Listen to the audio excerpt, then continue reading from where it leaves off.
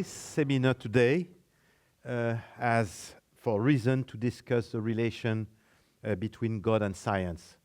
But of course, this supposes that science could say something about God, which itself supposes that some concrete connection exists between these two different domains of knowledge, the domain of science, which is mostly physics, and the domain of God, which is the domain of metaphysics. So the aim of my talk today, which is very short, only 15 minutes, so will be very, very limited, is just to say that there is an overlapping between the domain of metaphysics and the domain of physics. Many people think today that there is no relation between the two domains of physics and metaphysics, and that there is no even a boundary between them, and of course no overlapping. So our first slide would be to show how the two domains of physics and metaphysics can be together. So there are three different possibilities. The first one, which is possibility A, is that science and metaphysics have absolutely no link together. And the position B would be that they would have one common boundary. And the position C is that there would be a real overlapping. As you may know today, many people think that the correct position is A, that there is no relation between physics and metaphysics. So the only aim of my talk today will be to show that in fact we are in position 3. Position A, so let's start with it, is what is a common idea of most of the people. It has been made a theory by a paleontologist very well known, who is Stephen Jay Gould, in 1997, with the acronym NOMA, which means that there is no overlapping magisteria. So for Gould, the exclusion of the two magisteria is complete, which means that they have nothing in common, nothing in faith, nothing in religion, nothing in God, and nothing also with God's existence. The position B would be that there would have one just common boundary, and the position 3 would be that they have an overlapping. The position A is also the position not only of many people, but also it is the position of all the supporters of a radical laicity, and they want that there would be no discussion between the two domains, and that each one should stay inside his own lane, so there would be no discussion. But in fact, what is very, very interesting is that science has had an evolution in the last century, and the fact that many questions which were only metaphysical have become scientific in the recent past. So I would like to go to the next. Yes. So in fact, what I would like to show is that in fact this overlapping is probably recent. Perhaps in the past there was no overlapping, but today it's obvious that we have a real and concrete overlapping between physics and metaphysics. And I give here 3 questions which have become a common question of physics and metaphysics. So the first question is, did our universe have an absolute beginning? This question, we shall start with. The second question is our universe improbably fine-tuned, which is a very recent idea. It's a scientific discovery which is dating the 1960s, so it has only 60 years of existence.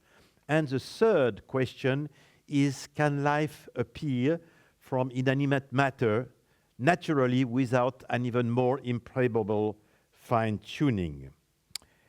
So I would like to get into now the first question. Voilà.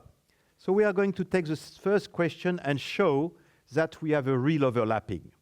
So if we take the question of the absolute beginning of the universe, it starts first in metaphysics. In metaphysics, We know that our universe exists because we are here. So we exist and we are here. Almost everyone, according to some survey, it's 99% of all the philosophers and scientists agree that the philosophical principle of Parmenides, ex nihilo nihil, is correct, is accurate. Ex nihilo nihil means, in English, but you know all of you, it means that out of nothing, nothing can come. So if we consider the two premises of the metaphysic, we have our universe exists, nothing can come from nothing, so there is a conclusion which is immediate, which is a philosophical conclusion, which is if God does not exist, our universe must be eternal. And it's very interesting because I would say that almost everybody agrees on that.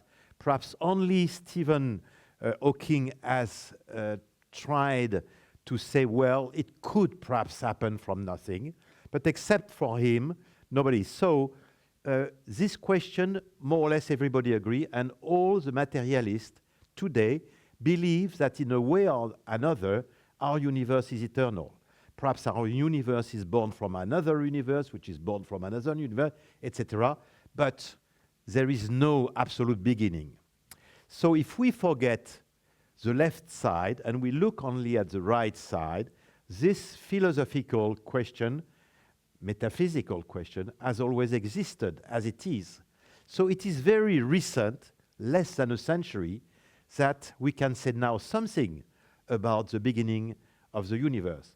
And which is really astonishing is that in less than 1 century, 6 scientific evidence have appeared that it is impossible or highly improbable that our universe could have an absolute beginning.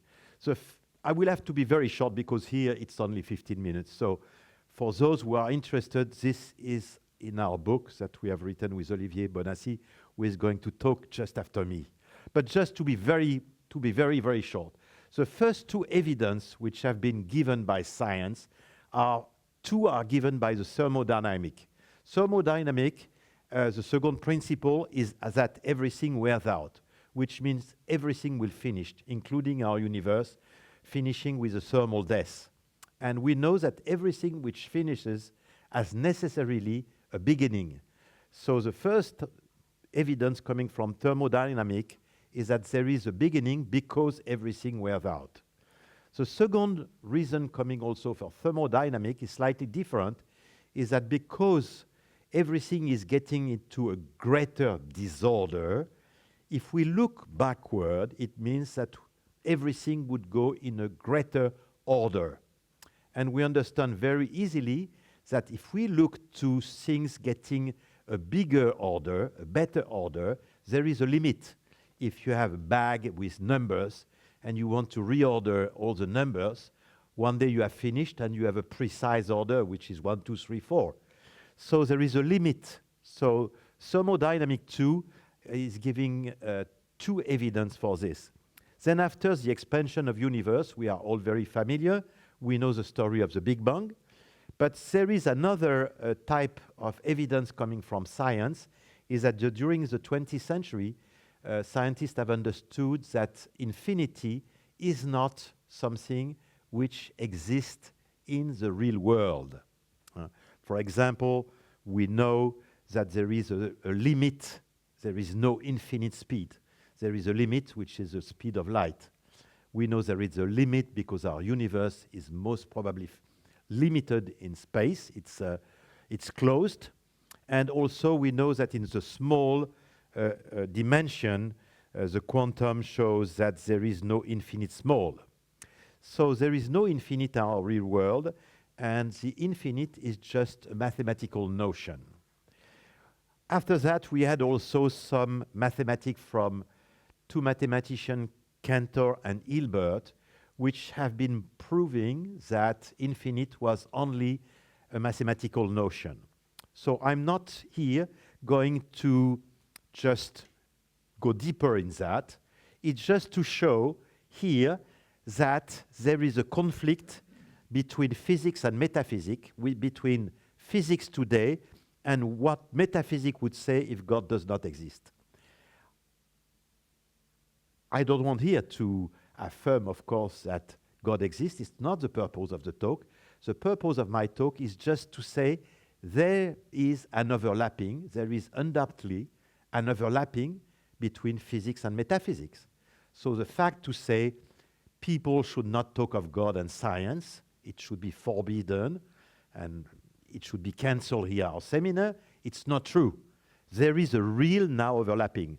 What we can observe also, which is very interesting, is that this overlapping in this question is very recent, because 1 century ago, all the left part did not exist at all. So now we can go to the second question. The second question here. The second question is a fine-tuning of universe. That's completely new, because the fine-tuning is a discovery which is dating in the 60s, so it has less than 60 years ago. So we have a metaphysic consideration which says that if God does not exist, the universe results of chance and necessity only, and in that case the universe has no reason to be fine-tuned. And on the left side, we know that the universe is extraordinarily fine-tuned. So we can see that here also we have another overlapping, which is completely independent from the first one, which means it's a completely different idea. Here also we have an overlapping between physics and metaphysics. And then the next one will be a question which we were talking together before, is the apparition of life from inert matter. So metaphysics, we know that if God does not exist, life must appear naturally from inert matter. This is an evidence, of course. So what science can say today from this question?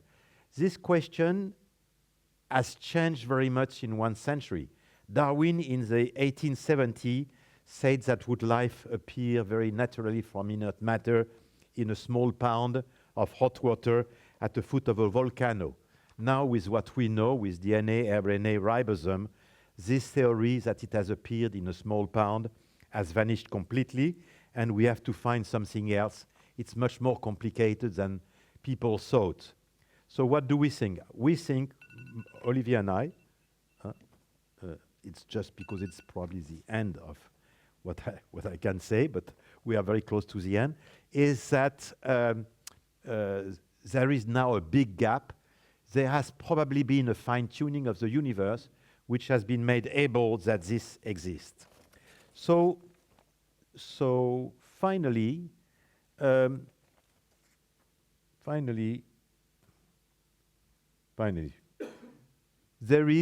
we should not accept that people dictate the fact that God and science cannot discuss together, that physics and metaphysics have nothing to say one to each other. In fact, today there is a big revolution, which is that there is an overlapping, a concrete overlapping between physics and metaphysics. For those who are interested, it is just one aspect. For those who are interested, we are discussing this much more in our book. Of course, the problem, as you can understand, the problem is the question of God and science is a passionate question.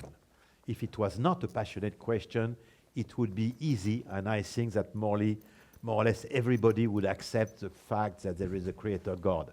But we know that it is a passionate question, and we can see it if we compare 2 different questions which are very close, but resented very differently.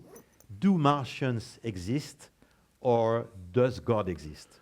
If you ask the question, do aliens, do Martians exist, everybody is happy to discuss together, and nations are spending a lot of money with rockets and satellites to know if Martians exist really, and everybody is happy. If they exist, it will be very interesting. If they don't exist, it's a pity. But when it's a question of God, of course, it's much more complicated, because everybody understands that if there is a creator God, there could be, if I may say, a limitation to their freedom, and this is why it's a passionate question. But it is possible in the future that the overlapping will grow and what we know grow again, and that we will get one day a final answer to the question of the existence of God just through science. Thank you very much.